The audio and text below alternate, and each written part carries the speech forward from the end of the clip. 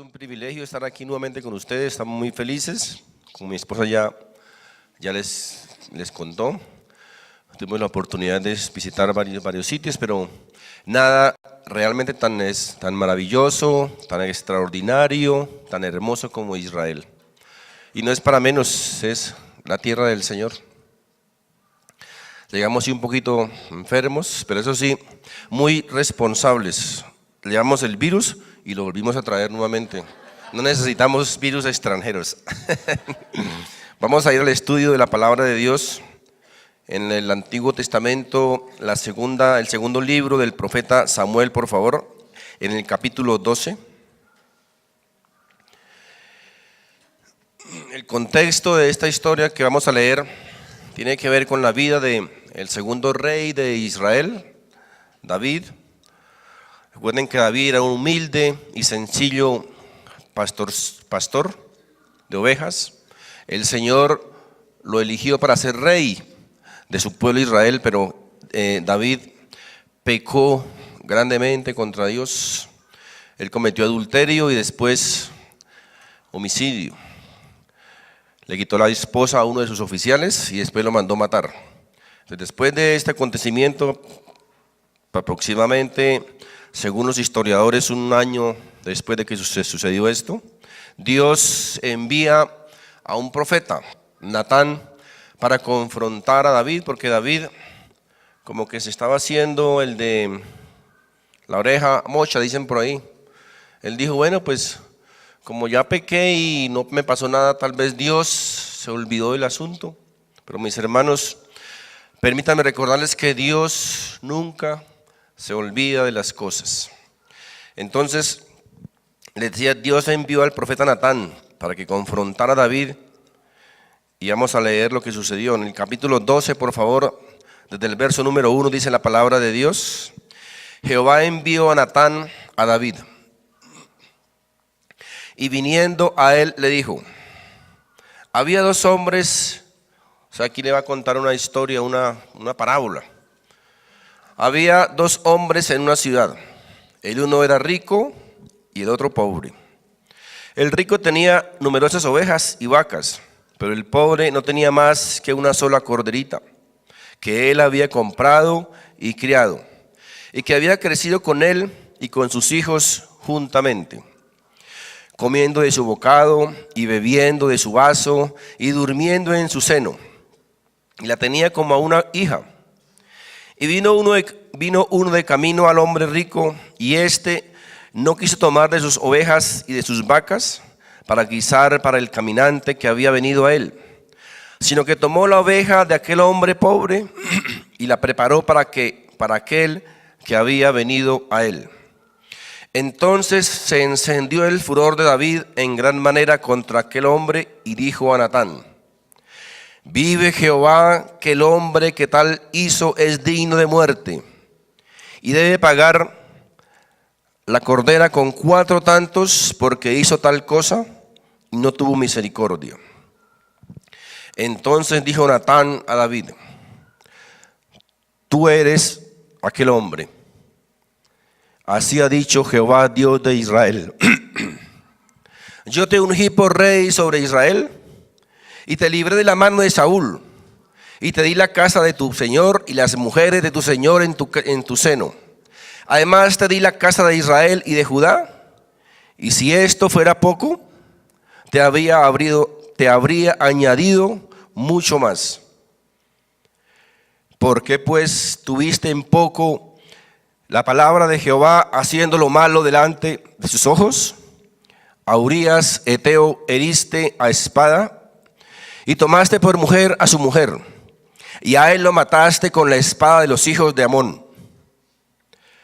Por lo cual ahora no se apartará jamás de tu casa la espada, por cuanto me menospreciaste y tomaste la mujer de Urías Eteo para que fuese tu mujer.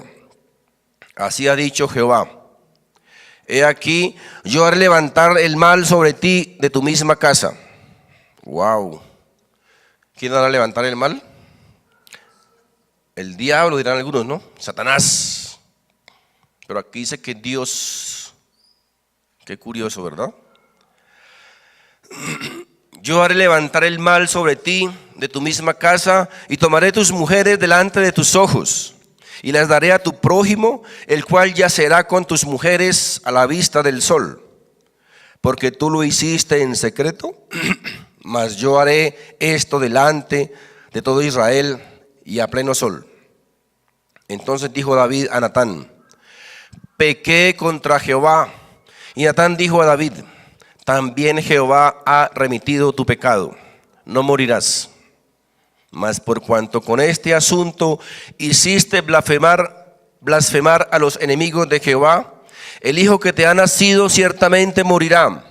Y Natán se volvió a su casa. Amén. Qué tremenda historia, ¿verdad? Mejor que cualquier bestseller encontramos en la Biblia. Y lo maravilloso es que son historias reales, no es ficticia, no son ficticias. Yo sé que muchos de ustedes han escuchado muchas predicaciones, muchos mensajes en referencia a este texto bíblico, a esta historia de David. Pero lo hermoso y lo maravilloso del Señor es que Él nos permite conocer diferentes aplicaciones a través de un mismo texto. En su inmensa sabiduría nos deja ver varias perspectivas de un mismo texto. Y además, el hecho de que lo hayamos escuchado, pues eso no nos hace perfectos. Porque recuerden que Dios dice que Dios quiere no solamente oidores, sino hacedores de la palabra de Dios. Cuando vemos en el verso 5 que Natán le cuenta esta historia a David, vemos que David entra en una profunda cólera, en profunda ira en contra de ese hombre que cometió esa injusticia y lanzó su juicio contra él. Dijo: ese hombre debe morir, es digno de muerte. Pero qué tremendo que Natán, mirándole a los ojos, le dice: David, ese hombre eres tú. Tú eres el injusto. Porque teniendo todo lo que yo te había dado, teniendo todas las mujeres que quisieras tener, tomaste la única que tenía Urías. Cuando vemos este acontecimiento, no podemos, mis hermanos, dejar de pensar que esto es exactamente lo que hace la palabra de Dios con nosotros, lo que hizo Natán con David. Una de las funciones de la palabra de Dios es que nos confronta con nuestra propia realidad. La palabra de Dios, dice ella misma, es como un espejo en el cual nosotros reflejamos nuestra verdadera realidad. Así que la palabra de Dios es la que hace que muchas veces nos sintamos sucios delante de Dios. Es la palabra de Dios la que hace que nos sintamos pecadores delante de Dios. Es la palabra de Dios la que hace que dejemos de mirar los errores de los demás y centremos la mirada en nuestros propios errores.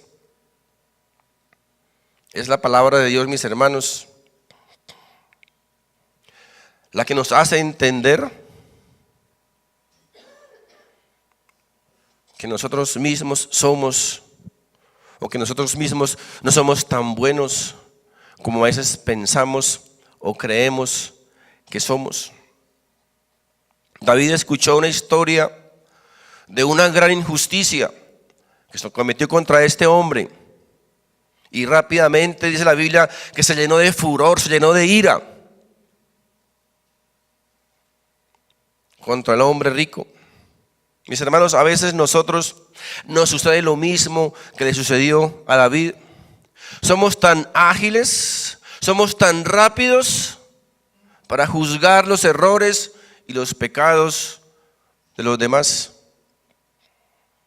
y dejamos pasar por alto los nuestros.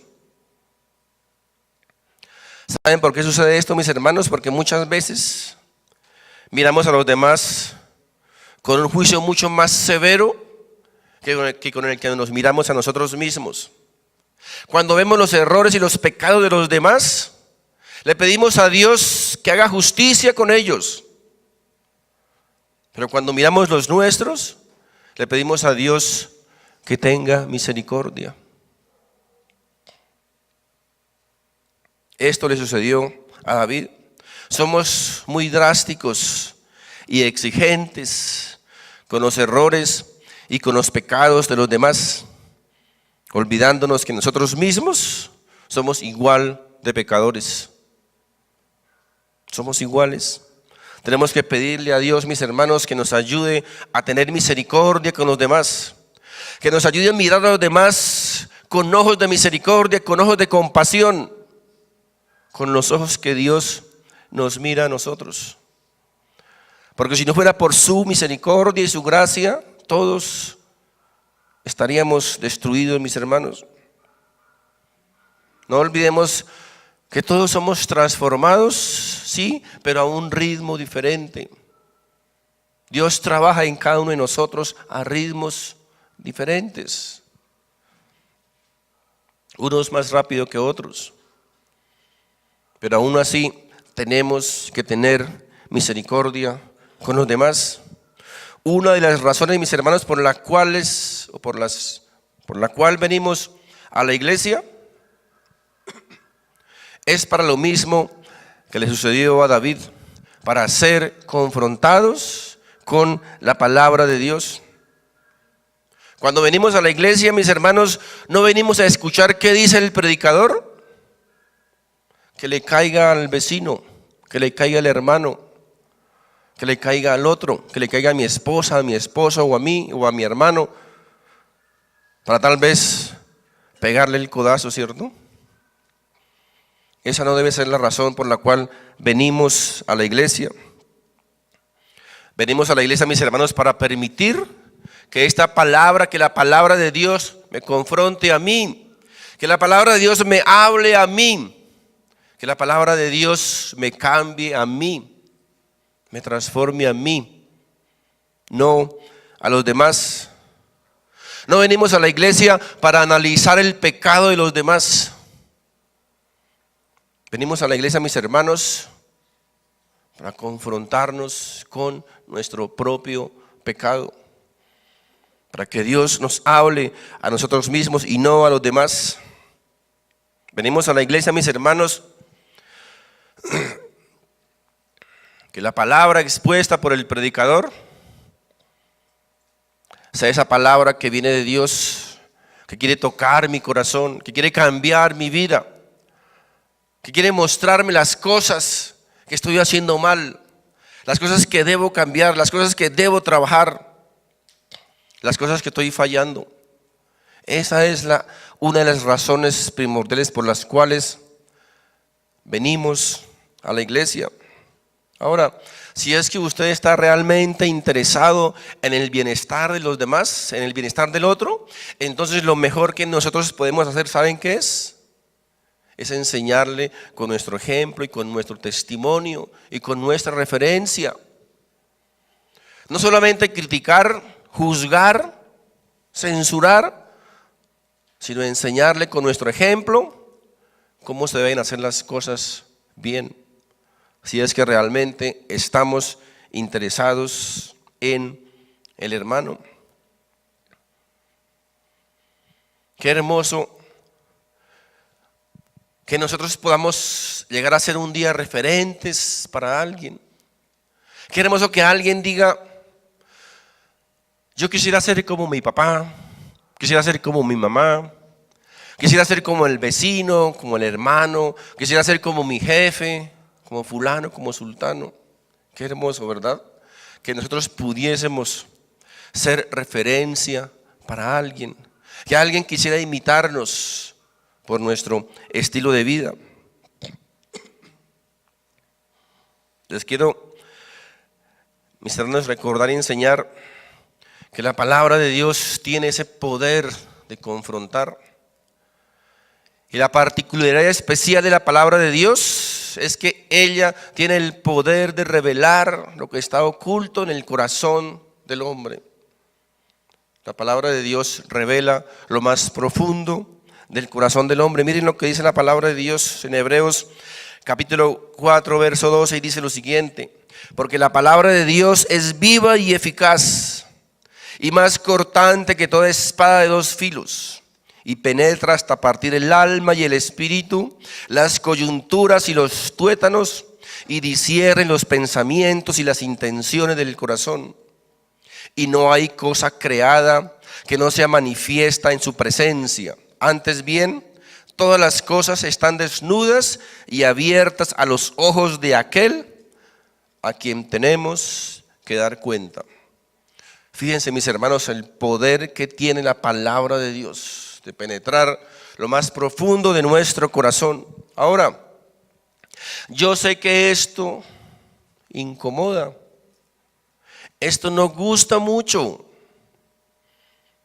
no le gusta a la gente ser confrontada.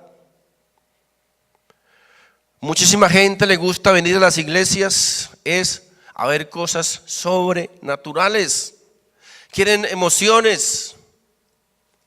Gente quiere ver a mucha gente en el piso revolcándose, echando espuma por la boca, balbuceando un montón de cosas que algunos llaman don de lenguas. Pero mis hermanos, les tengo una mala noticia. En esta congregación no va a suceder eso, porque eso no es el evangelio. Y la prueba es que no existe un solo texto bíblico que avale eso. ¿Dónde encontramos en la iglesia primitiva esos acontecimientos? ¿Dónde encontramos en los primeros cristianos haciendo esas cosas? ¿Dónde las encontramos? Si no lo sabía, les recuerdo, estas cosas llevan unos 30 años tal vez que penetró en la iglesia, pero no son bíblicas. Y por eso si alguien viene aquí esperando ver esas cosas, aquí no las va a ver. Mientras el Señor me permite estar al frente y me dé vida, no va a pasar eso, porque eso no es el evangelio. Si no me cree, lo espero en mi oficina, lleve sus textos bíblicos, traiga al profeta que quiera y hablamos al respecto, porque no es eso el evangelio. De hecho, el mismo Señor Jesucristo, después de predicarle a sus discípulos, les dijo: ¿ustedes también se quieren ir? Porque no era agradable para ellos tal vez lo que el Señor les estaba predicando. Cientos tal vez de personas se fueron a escuchar la predicación de este mensaje. Porque la palabra de Dios, mis hermanos, incomoda. Muchos no aguantan, muchos no resisten. Y por eso muchos se van buscando más emociones. Porque no resisten la predicación de la palabra de Dios. Mucha gente se disgusta cuando es confrontada por la palabra de Dios. Y muchos se enfadan con el menos indicado, con el predicador. ¿Qué culpa tenemos nosotros si está en la Biblia? Predicamos lo que está en la palabra de Dios. Pero no les gusta porque ellos dicen: yo no vengo a la iglesia para que me llamen pecador. Yo no soy un sucio pecador. Yo soy muy bueno. No he matado, no he robado, no le hago mal a nadie. Son las respuestas de muchos. Por eso son muy buenos, porque no han robado, no han matado. Pero resulta, mis hermanos, que vamos a la palabra de Dios, vamos a la Biblia y encontramos a verdaderos héroes de la fe diciendo y afirmando que sus buenas obras son como trapos de inmundicia. Encontramos a Pablo diciendo: miserable de mí. Encontramos a Dios diciéndonos que solamente somos siervos inútiles. Pero obviamente muchos no resisten eso.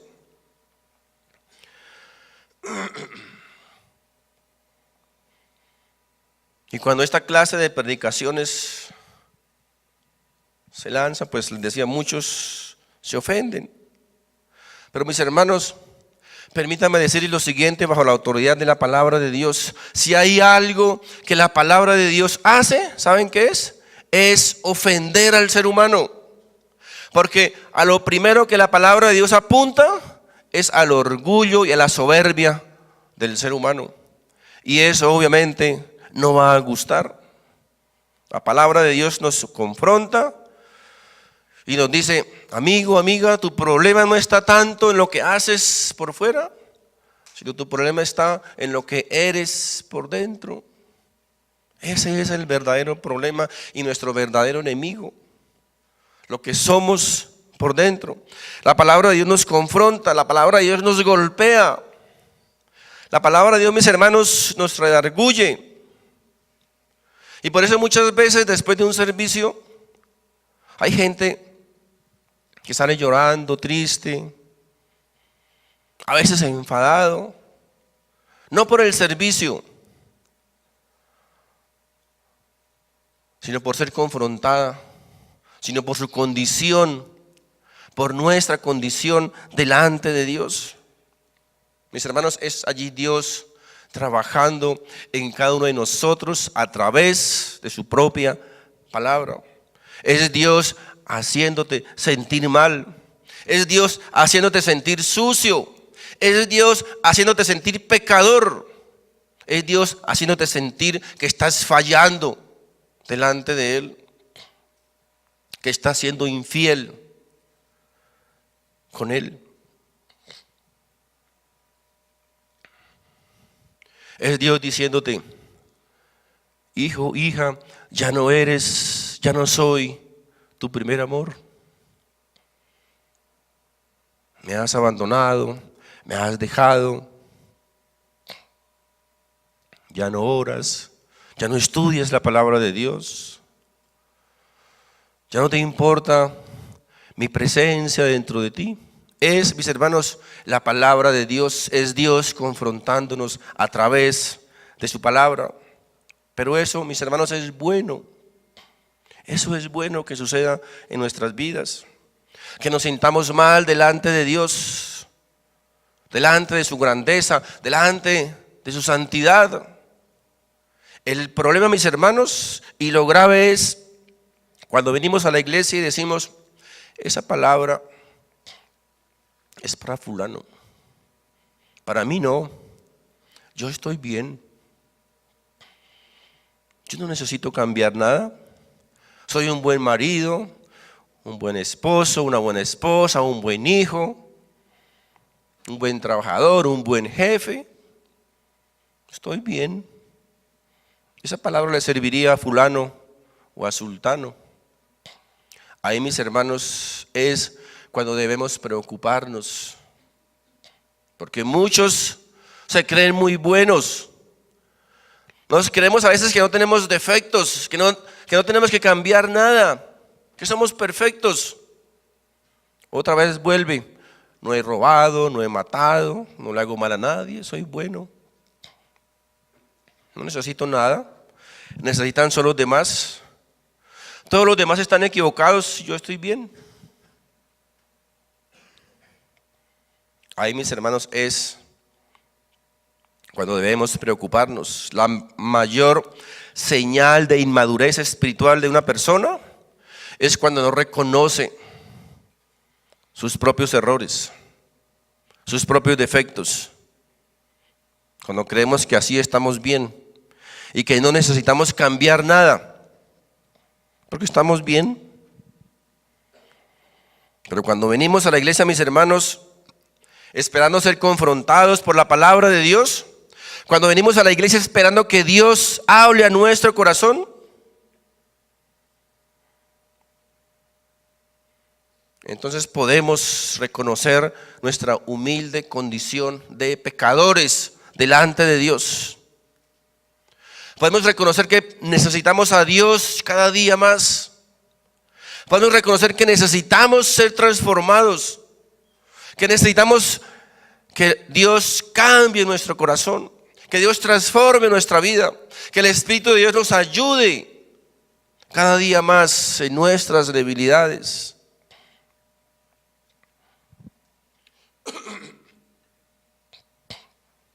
Te voy a decir lo siguiente: cuanto más crecemos en el Señor, más sucios nos vamos a sentir delante de Él. Cuanto más crecemos en el Señor, las cosas que ayer tal vez no le dábamos importancia, hoy son muy importantes para nosotros. ¿Y saben por qué? Porque cuanto más crecemos en el Señor, más nos acercamos a la vara perfecta de medir que es Jesucristo. Y ahí entonces podemos ver todos nuestros defectos, algunos aquellos que tal vez no podíamos ni percibir. Y ahí es cuando la palabra de Dios comienza a hablar a nuestra vida, a mostrarnos hasta el más mínimo detalle que debemos comenzar a trabajar para cambiar. ¿Y saben qué es lo que más nos hace sentir mal? Es que aunque decimos y aunque reconocemos que tenemos que cambiar esto, que tenemos que cambiar aquello, pasan los días y nos damos cuenta que no hemos podido cambiar nada. Y a veces estamos hasta peor. Esto, mis hermanos, es una lucha. Esta es una tremenda batalla espiritual cada día en nuestra vida.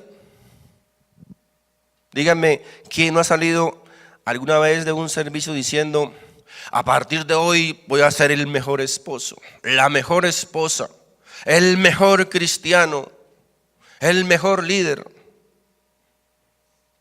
Y resulta que cuando menos pensamos, ¡pum!, la embarramos otra vez.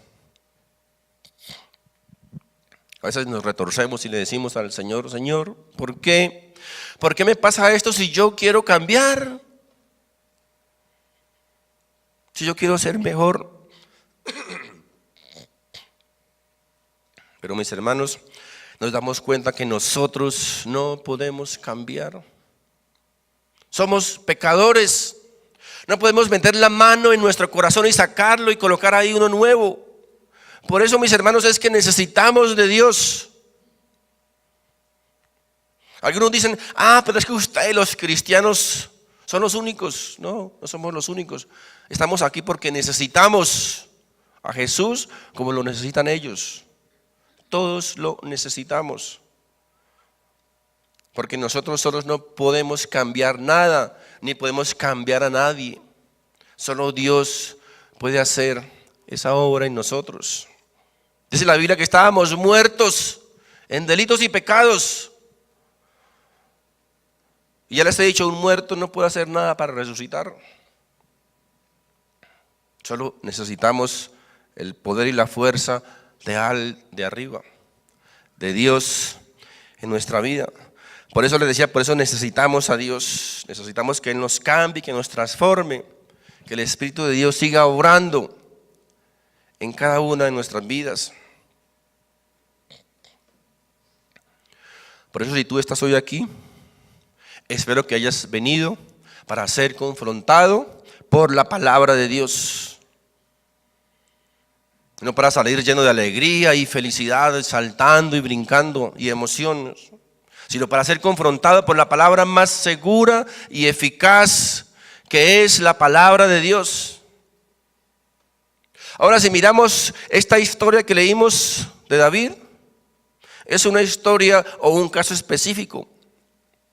Pero si hablamos de más pecados y en nuestros días, tal vez el profeta Natán nos diría: hoy ese hombre eres tú, o esa mujer eres tú. Con quien Dios está hablando hoy es contigo. A quien Dios está hoy confrontando es a ti. Tal vez el profeta nos diría: ese hombre y esa mujer que necesita más comunión con Dios eres tú. Ese hombre, esa mujer que necesita más oración, eres tú. Ese hombre o esa mujer que necesita ser transformado, eres tú. Ese hombre o esa mujer que me está fallando, eres tú. Necesitamos ser confrontados por la palabra de Dios. Dios hoy quiere confrontarnos con su palabra. Quiere mostrarnos la realidad, la condición de cada uno de nosotros. sucios, pecadores delante de Dios, que necesitamos de su ayuda y de su misericordia. No más.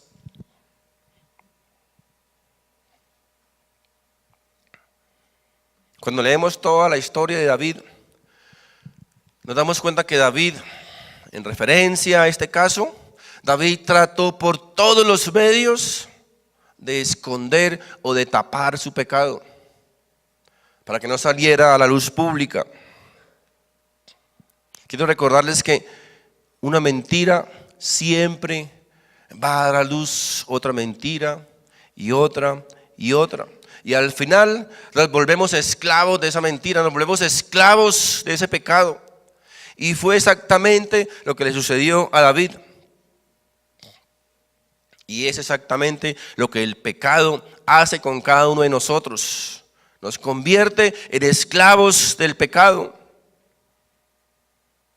Fíjense, en David se volvió esclavo de su pecado y su condena, su propia condena cayó sobre él mismo, sobre su propia vida. Es como cuando alguien comienza a andar en yugo desigual con alguien del mundo, con alguien que no conoce de Dios. Tarde que temprano se convierte en esclavo de esa persona, porque su vida espiritual comienza cada día a decaer más y más. Ya no viene a la iglesia, ya no ora, ya no lee la Biblia, ya no estudia, y su vida va a ser cada día peor y peor.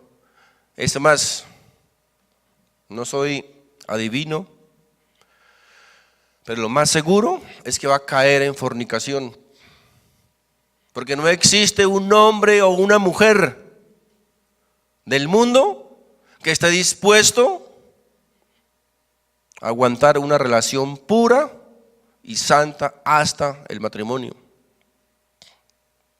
Nos volvemos esclavos del pecado.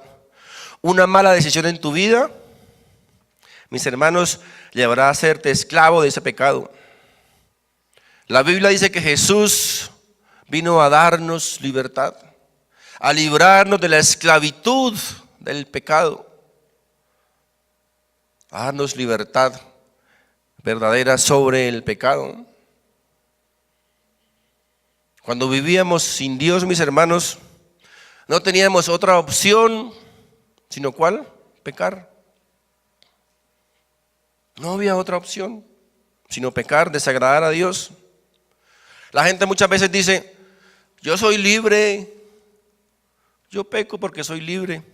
Mentira, es una gran mentira.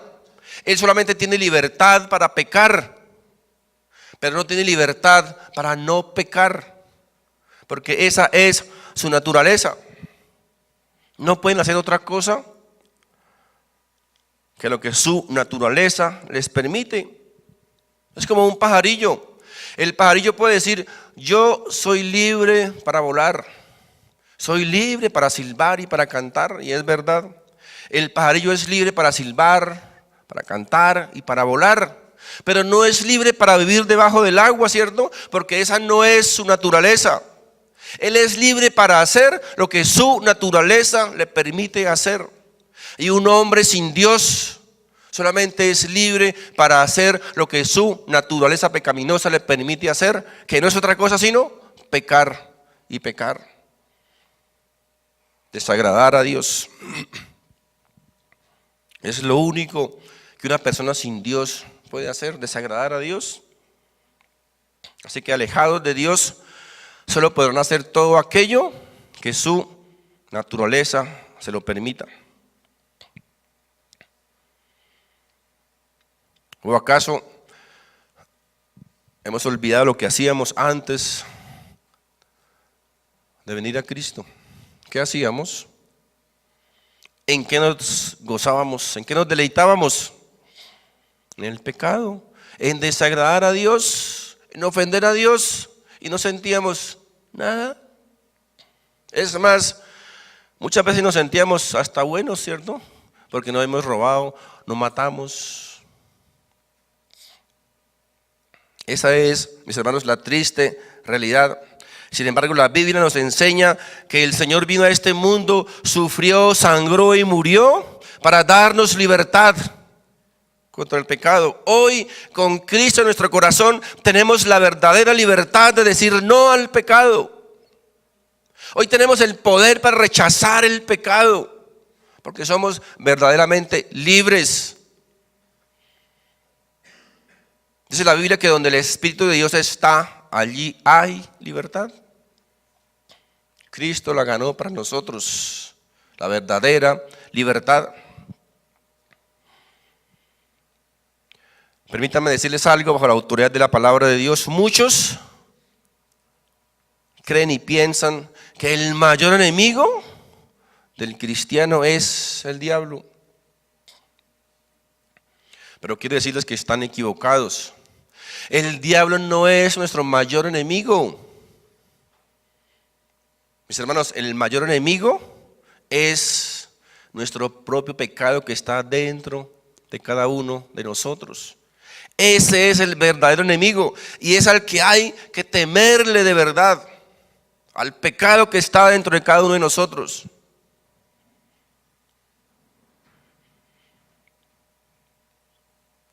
Porque muchas veces la gente le echa la culpa al diablo de todo. Pobre diablo, como no puede defenderse, todo es el diablo. Si eres un mentiroso, es que hay un espíritu de mentira. Es un borracho, es que mi esposo tiene un espíritu de borrachera. Si es un adúltero, mi esposo tiene un espíritu de adulterio. ¿Es un ladrón? Es que es un espíritu de hurto que tiene. Entonces hay que contratar al mejor liberador de espíritus para que vayan a mi casa y echen fuera todos esos espíritus que tienen mi casa patas arriba. Mis hermanos, no le echemos la culpa al diablo de todo. Lo que pasa es que mirar hacia afuera nos es más fácil que mirar hacia adentro y darnos cuenta que no existe un espíritu inmundo dentro de nosotros, sino que existe es un sucio pecado. Si dice mentiras, es un mentiroso. Estás pecando porque eres un mentiroso. Si robas, eres un ladrón. Si te emborrachas, eres un borracho. Si fornicas, eres un fornicador. Si adulteras, eres un adúltero. Los pecados, mis hermanos, tienen nombre y Dios los llama por su nombre. Dios no los llama espíritus, Dios los llama pecados. Y esos pecados, mis hermanos, no se van a ir fuera o no van a desaparecer echando fuera demonios. Esos pecados van a desaparecer confesándolos y arrepintiéndose delante de Dios. Esa, mis hermanos, es la realidad del pecado. No busquemos responsables fuera de nosotros.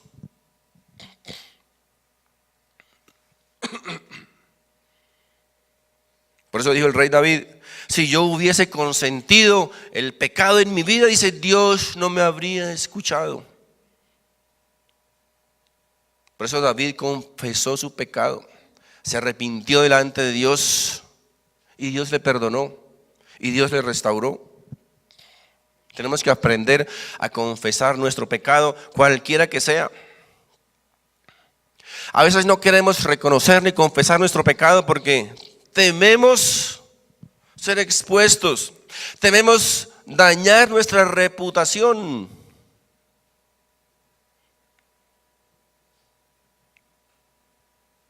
Tememos que el líder o el pastor se entere de lo que yo he hecho.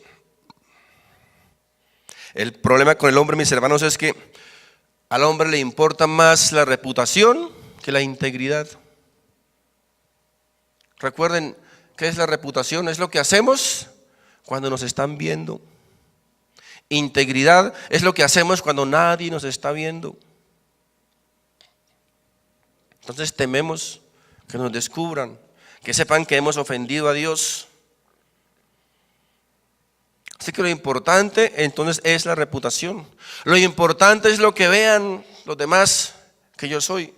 No importa lo que soy realmente delante de Dios. Gran equivocación. Somos pecadores y no nos debe dar vergüenza confesar nuestros pecados. Porque mis hermanos, si no los confesamos, Dios los va a sacar un día a la luz. Dios nos va a avergonzar. Dios nos va a humillar. ¿Saben por qué? Porque para que Dios trate con nuestro corazón, ese corazón debe ser humillado. Eso le pasó a David. En el verso 11 dice: así ha dicho Jehová, he aquí yo haré levantar el mal sobre ti de tu misma casa, y tomaré tus mujeres delante de tus ojos y las daré a tu prójimo, el cual yacerá con tus mujeres a la vista del sol, porque tú lo hiciste en secreto, mas yo haré esto delante de todo Israel y a pleno sol. O sea, si tú has intentado tapar tu pecado, si has tratado de meterlo por allá debajo de las cobijas, debajo del closet, bien debajito, mis hermanos, va a llegar un día en que Dios va a meter su mano y lo saca de allá y lo coloca encima. Te va a avergonzar si quieres ocultar el pecado delante de Dios. Dios es especialista en sacar las cosas a la luz, porque a Dios no le gustan las cosas oscuras, a Dios le gustan las cosas claras. Dios le gusta que seamos transparentes.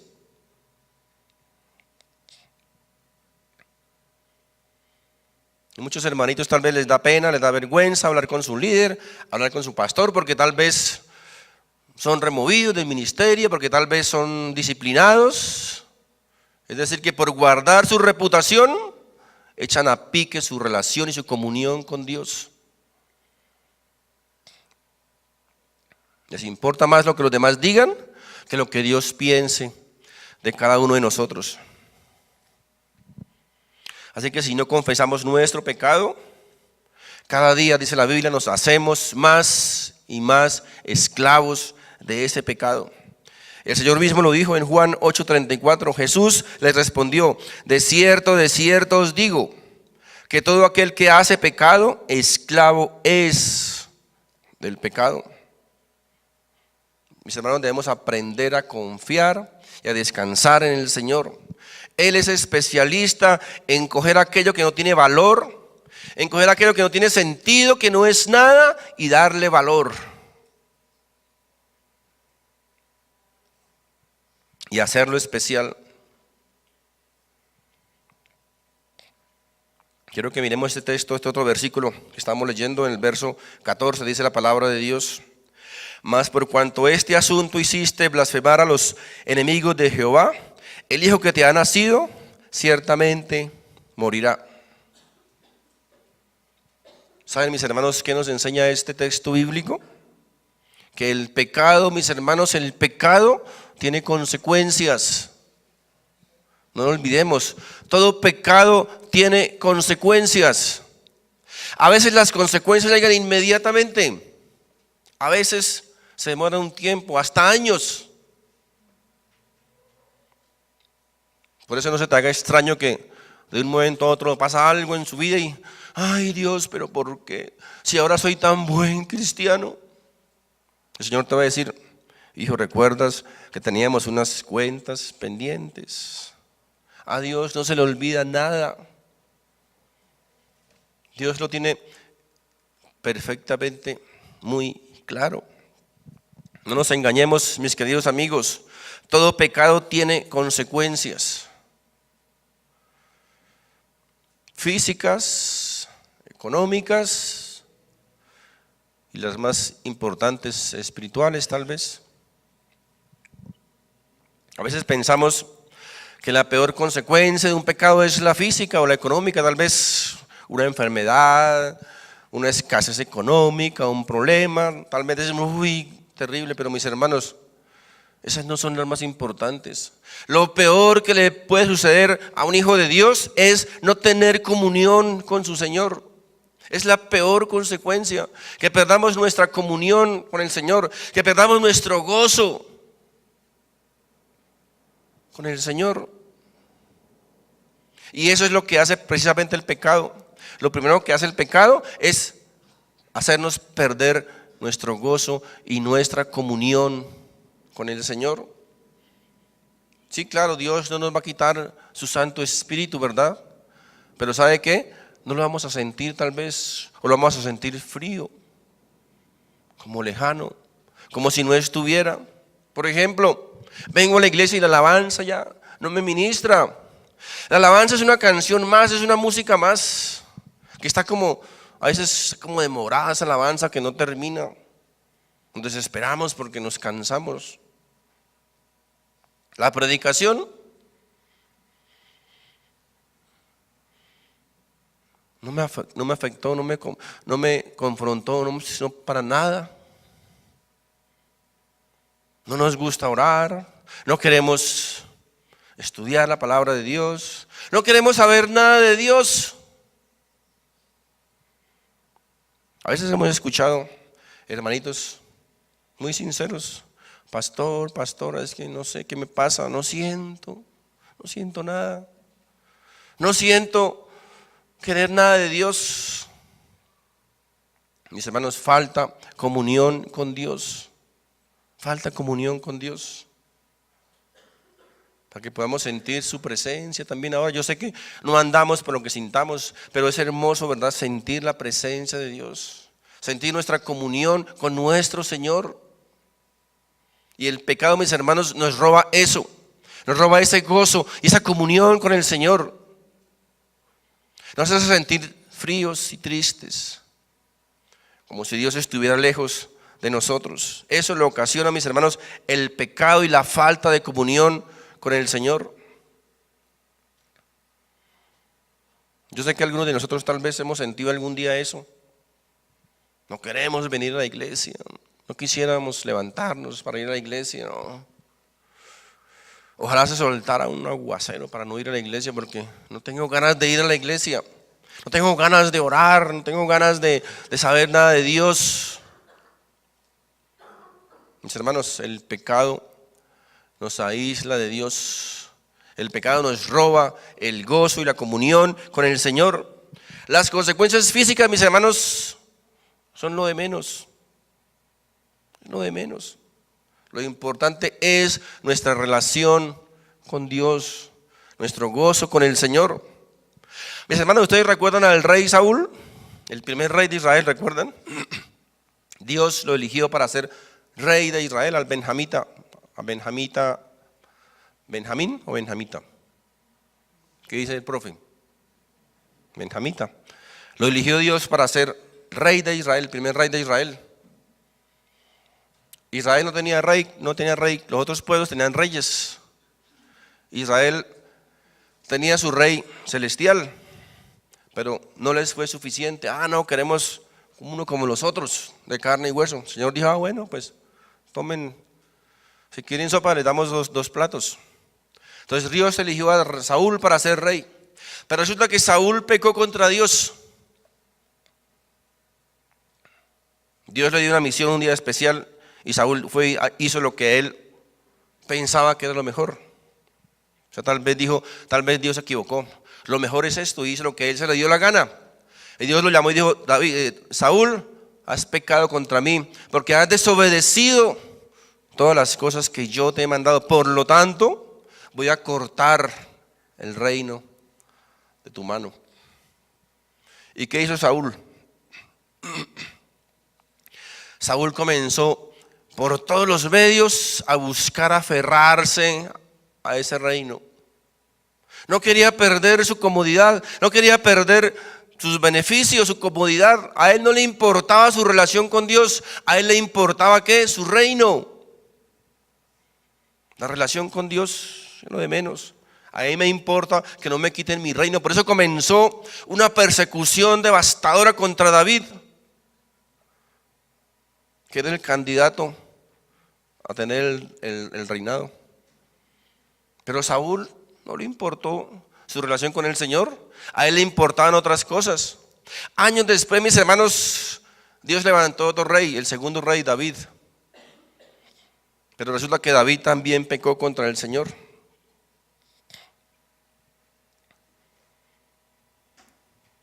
Ofendió a Dios en gran manera. Pero ¿saben qué hizo David? Miren, después de haber experimentado un tiempo difícil en su vida, después de ser perseguido por su propio hijo para arrebatarle el reino, ¿saben qué hizo David? ¿Saben qué dijo David? Dijo lo siguiente en el Salmo 51:11, dijo: no me eches de delante de ti y no quites de mí tu Santo Espíritu. Vuélveme el gozo de tu salvación y espíritu noble me sustente.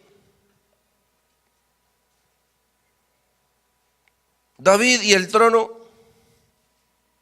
me importa un comino. David y el poder me interesa un comino. Y el dinero y las mujeres me interesa 5. Solo no quites de mí tu presencia, dijo David. ¿Se dan cuenta, mis hermanos, por qué Dios lo llamó un hombre conforme al corazón de Dios? David no fue perfecto. Esto, mis hermanos, nos debe enseñar que un hombre o una mujer conforme al corazón de Dios no es aquel o aquella que nunca cometa errores. Un hombre o una mujer conforme al corazón de Dios no es aquel o aquella que nunca falle. Un hombre o una mujer conforme al corazón de Dios es aquel o aquella que aún después de sus errores, después de sus caídas, vuelve a Cristo, vuelve a Dios humillada y arrepentida. Eso nos enseña que usted y yo podemos ser un hombre o una mujer conforme al corazón de Dios. Es la actitud frente al pecado, mis hermanos, lo que hace a un hombre conforme al corazón de Dios.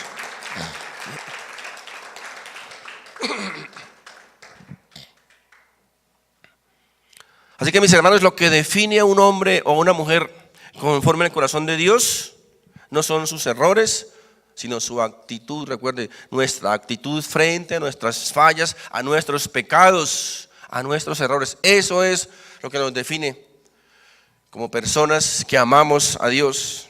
David dejó allí algo bien claro: el reino está bien, el poder está bien, el dinero está bien, las mujeres están bien, pero si es necesario, quitadme todo eso, pero no quites de mí tu presencia, dijo David. No quites de mí tu Santo Espíritu.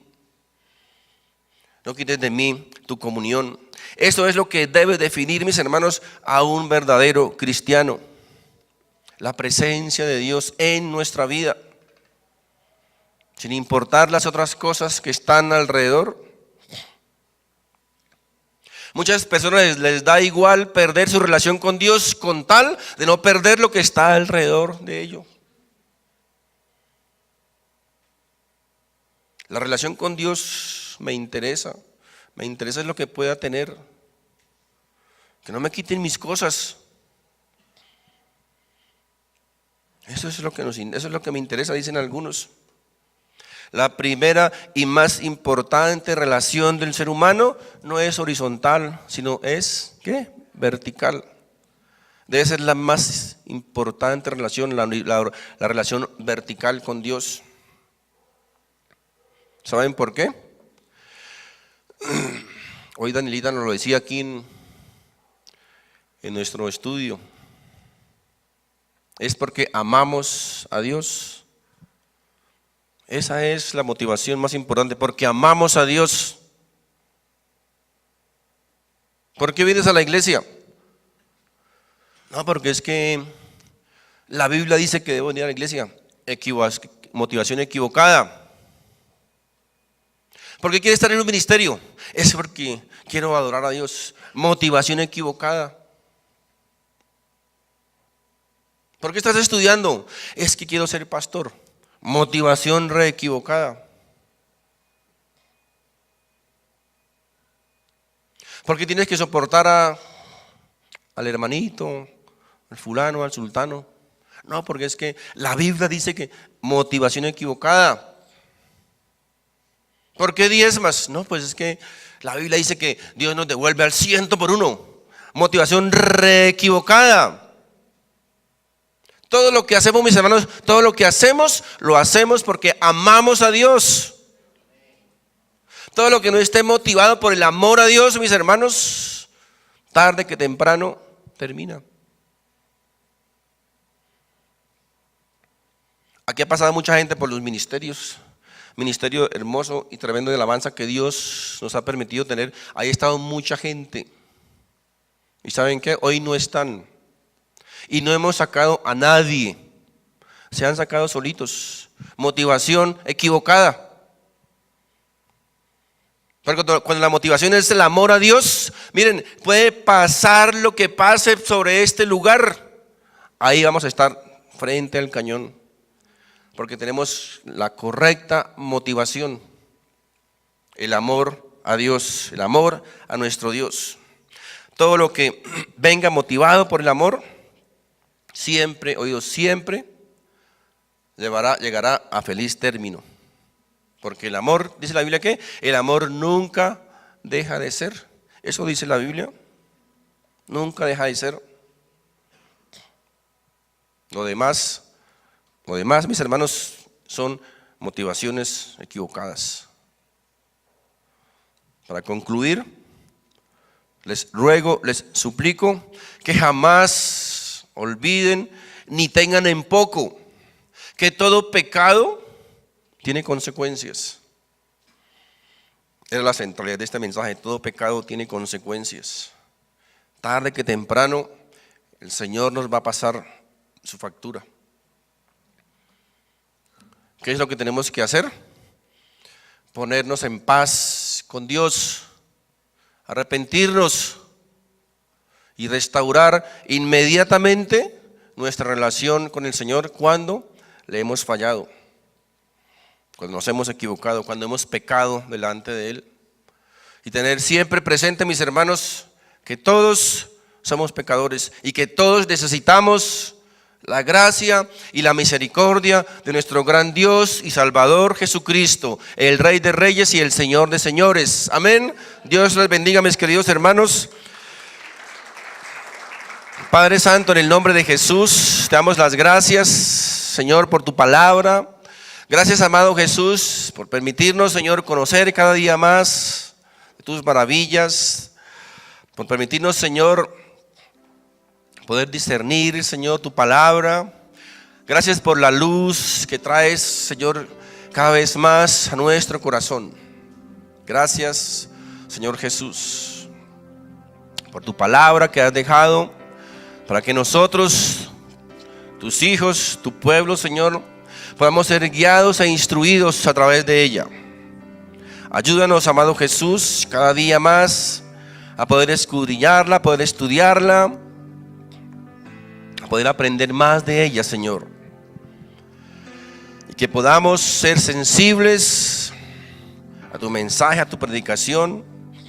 Que podamos ser sensibles a lo que tú tienes para cada uno de nosotros a través de la predicación de tu palabra. Que podamos entender, amado Jesús, qué es lo que tú quieres enseñarnos, qué quieres que aprendamos, qué quieres que cambiemos, qué quieres que hagamos respecto a nuestra relación contigo, Señor. Gracias, oh amado Jesús, por el poder que has dado a tu santa palabra, viva y eficaz, que tiene el poder para confrontar nuestra vida,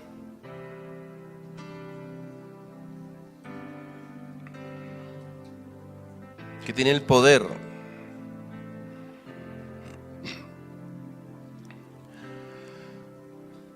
para hacernos caer en cuenta, Señor, que tal vez como estamos caminando, como estamos viviendo, como estamos relacionándonos con nuestros hermanos, con nuestros semejantes, que tal vez la manera en que actuamos, en que hablamos, que la manera en que vivimos no es la manera, Señor, que tú quieres ni que a ti te agrada. Pero gracias a tu palabra, Señor, tú nos confrontas, tú nos dices, tú nos redarguyes, tú nos aconsejas. ¿Cuál es la manera correcta de hacerlo, Señor? Gracias, oh, por tu bendita palabra, Señor. Ayúdanos cada día, Señor, a poder estudiarla más, aprender más de ella, Señor. Ya que sea ese alimento, esa fortaleza, ese poder que llega a nuestro espíritu. En el nombre de Jesús, en el nombre de Jesús. Oh Señor, hemos orado en esta mañana. Amén y amén.